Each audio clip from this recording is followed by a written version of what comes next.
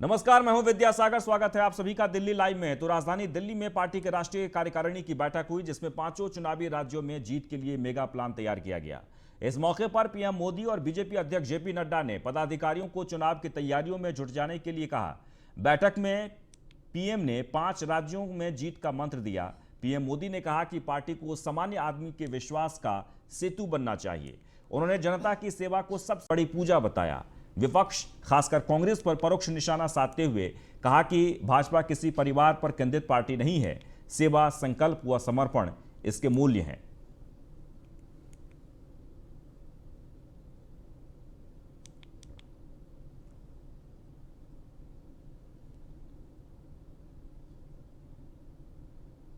तो प्रधानमंत्री नरेंद्र मोदी ने बड़ी बातें कही। सेवा ही सबसे बड़ी पूजा है। आज के इस बैठक में ज्ञान सिर्फ किताबों से नहीं मिलता है, लोगों के बीच काम करने से तजुर्बा आता है। कोरोना काल में सेवा की नई संस्कृति की शुरुआत हुई। कार्यकर्ताओं ने सेवा की नई संस्कृति की शुरुआत की।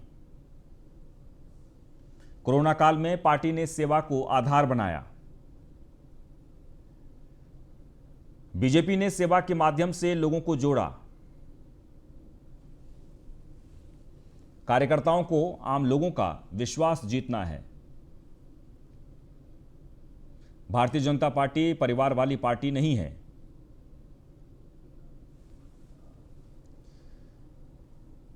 वहीं भाजपा राष्ट्रीय कार्यकारिणी बैठक के बाद केंद्रीय मंत्री भूपेंद्र यादव ने क्या कुछ कहा, सुनिए। बैठक के पहले सत्र में पार्टी के राष्ट्रीय अध्यक्ष माननीय जगत प्रकाश नड्डा जी का भाषण और उसके बाद राजनीतिक प्रस्ताव का विषय आपके सामने रखा गया है। इस दूसरे सत्र में सबसे पहले 5 राज्यों के मुख्यमंत्री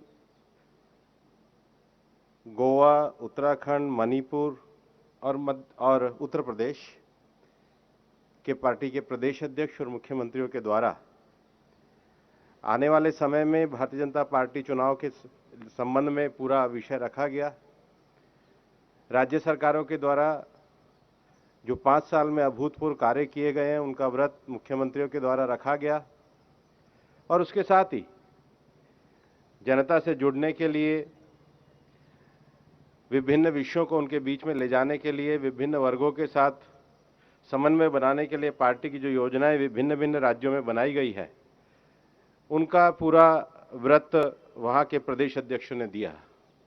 इन 4 राज्यों के अलावा पंजाब के पार्टी के प्रदेश अध्यक्ष जी के द्वारा आने वाले समय में भारतीय जनता पार्टी पंजाब में सभी सीटों पर चुनाव लड़ेगी, इस तैयारी के साथ सारे विषयों को वहां पर रखा गया। वहीं इस दौरान केंद्रीय मंत्री बीएल वर्मा से भी न्यूज़ 1 इंडिया ने खास बातचीत की है, सुनिए। हमारे साथ बातचीत करने के लिए केंद्रीय मंत्री बीएल वर्मा जी हैं। सर, आज बैठक हुई, क्या कुछ चर्चाएं हुई बैठक? नहीं, बैठक में राजनीतिक प्रस्ताव भी आया था और आप जानते हैं कि जो राष्ट्रीय कार्य समिति की बैठक होती है, उस बैठक में उद्घाटन भाषण भी होता है, माननीय राष्ट्रीय अध्यक्ष जी ने दिया था। समापन सत्र में समापन भाषण माननीय प्रधानमंत्री का आशीर्वाद मिला है। सर, सीएम योगी अकेले इकलौते मुख्यमंत्री थे जो यहाँ पे मौजूद थे, इसको लेकर क्या कुछ कहेंगे? उत्तर प्रदेश का चुनाव काफ़ी अहम अब की बार माना जा रहा है।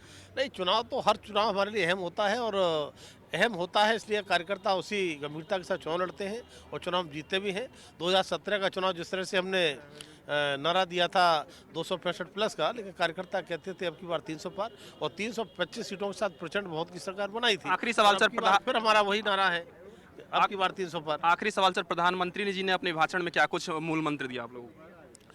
माननीय प्रधानमंत्री ने बहुत ही एनर्जेटिक भाषण दिया है, उनका आशीर्वाद मिला है और ज़मीन से जुड़ी हुई बातें व्यवहारिक होती हैं, उनके अनुसार बात करते हैं और जिस तरह से उन्हें उनका आशीर्वाद हमको मिला है, हम कह सकते हैं कि नई ऊर्जा, नई चेतना हमको मिली है और उसी के साथ हम काम करेंगे। धन्यवाद सर। ये थे हमारे साथ केंद्रीय मंत्री बीएल वर्मा जी, जिनका साफ तौर पे कहना है कि प्रधानमंत्री ने जो भी मूल मंत्र दिया है, नई ऊर्जा और नई चेतना के साथ हम लोग एक बार फिर से काम करेंगे। वीडियो जर्नलिस्ट लोकेश के साथ पीयूष तिवारी, नई दिल्ली।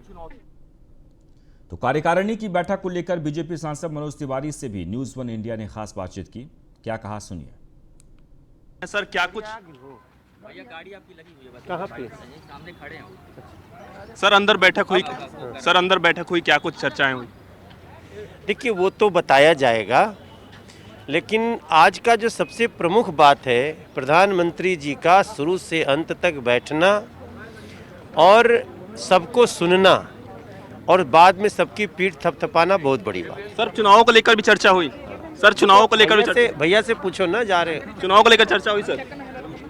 चुनाव पर भी चर्चा हुई है।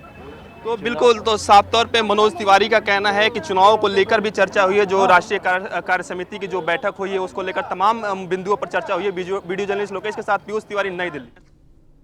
वहीं दिल्ली में बढ़ते प्रदूषण को लेकर पर्यावरण मंत्री गोपाल राय ने चिंता जताते हुए बताया कि 1 नवंबर से 6 नवंबर तक की नासा से तस्वीरें मंगाई और वैज्ञानिकों से बैठक कर विचार किया गया है, जिसमें बताया गया है कि दिल्ली को प्रदूषण की मार आसपास के राज्यों में जल रही पराली के कारण हो रही है। इस मामले को लेकर गोपाल राय ने केंद्रीय पर्यावरण मंत्री को चिट्ठी लिखकर जल्द राज्यों की बैठक बुलाने की मांग की है। संयुक्त मीटिंग बुलाई, पिछली बार तो नहीं हो पाई थी, लेकिन हमने इनिशिएट किया था। इनिशिएट करने के बाद जो दिल्ली का एक्सपेरिमेंट था, हमने जो एयर क्वालिटी कमीशन है उसको हमने पिटीशन के रूप में सौंपा था। और उसके बाद जैसा मैंने कहा कि उन्होंने कहा इसकी थर्ड पार्टी ऑडिट कराओ। हमने इसकी थर्ड पार्टी ऑडिट करा करके उसकी भी रिपोर्ट उनको सौंप दी। अभी जब इस बार केंद्रीय पर्यावरण मंत्री ने मीटिंग बुलाई थी, ऑनलाइन संयुक्त मीटिंग बुलाई थी, उसमें भी हमने ये सारे एक्सपेरिमेंट हमने रखे थे और हमने उस समय भी ये निवेदन किया था।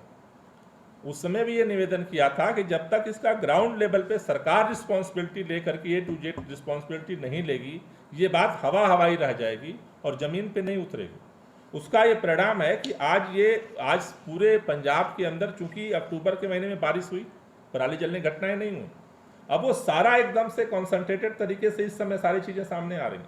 पिछली बार तो नहीं हो पाई।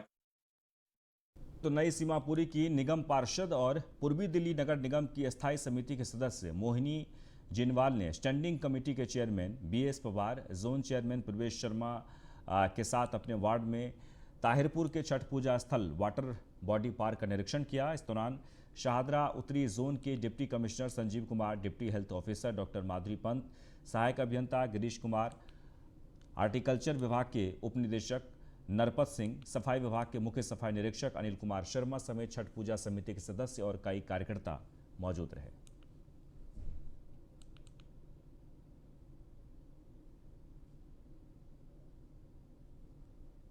वह दिल्ली में डेंगू की रोकथाम के लिए चौधरी सोहनलाल संतोष चैरिटेबल ट्रस्ट और दिल्ली पिस्टन राइडर्स के संयुक्त तत्वाधान से कनॉट प्लेस से लाजपत नगर तक डेंगू जागरूकता बाइक रैली का आयोजन किया गया, जिसका उद्घाटन दक्षिण दिल्ली के प्रदेश कांग्रेस कमेटी के उपाध्यक्ष और कांग्रेस दल के नेता अभिषेक दत्त ने किया।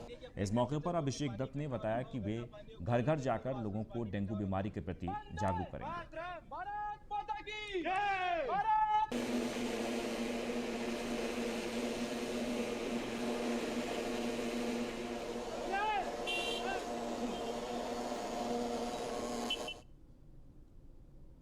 वह दिल्ली में पानी की आपूर्ति के सामान्यीकरण और अमोनिया समस्या के समाधान पर जल बोर्ड के उपाध्यक्ष राघव चड्ढा ने जानकारी देते हुए क्या कुछ कहा, सुनिए।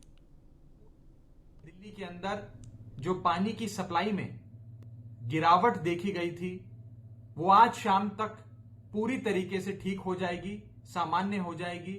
और जिन इलाकों में पानी की सप्लाई प्रभावित थी, जैसे कि ईस्ट दिल्ली का, नॉर्थ ईस्ट दिल्ली का और साउथ दिल्ली का इलाका, उन सारे इलाकों के अंदर जलापूर्ति आज शाम से ही सामान्य हो जाएगी। हमने देखा कि बीते 24 घंटे के अंदर दिल्ली के कुछ इलाकों के अंदर, जैसा कि मैंने बताया, ईस्ट, नॉर्थ ईस्ट और साउथ दिल्ली में पानी की सप्लाई में गिरावट देखी गई थी। वो इसलिए देखी गई थी क्योंकि यमुना नदी का जो पानी हरियाणा सरकार की ओर से दिल्ली में आता है, उस यमुना नदी के अंदर इंडस्ट्रियल वेस्ट और कई प्रकार के पल्यूटेंट्स के डिस्चार्ज के चलते पानी में गंदगी का स्तर बढ़ गया था, जिसे हम तकनीकी भाषा में अमोनिया कहते हैं। वह दिल्ली में 2 शातिर लुटेरों ने बंदूक की नोक पर महिला से मोबाइल लूट की वारदात को अंजाम दिया था। इस वारदात की जांच में जुटी पुलिस की स्पेशल टीम और DWD की टीम ने संयुक्त रूप से कार्रवाई करते हुए 2 शातिर लुटेरों को गिरफ्तार कर लिया है। दोनों आरोपियों के कब्जे से अवैध हथियार भी बरामद किए गए हैं। फिलहाल पुलिस पूछताछ में दोनों आरोपियों ने लूटपाट की वारदात को कबूल कर लिया है। 22 अक्टूबर से लेकर जब से ये बाहर आए हैं, इन्होंने 9 वारदातें की हैं, जिसमें इन्होंने अलग अलग जगहों पर गाड़ियां छीनी हैं।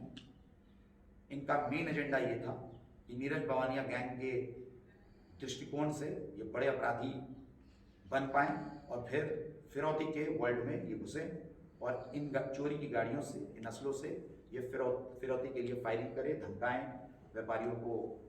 इनका मेन जो बिगर एजेंडा था वो ये था।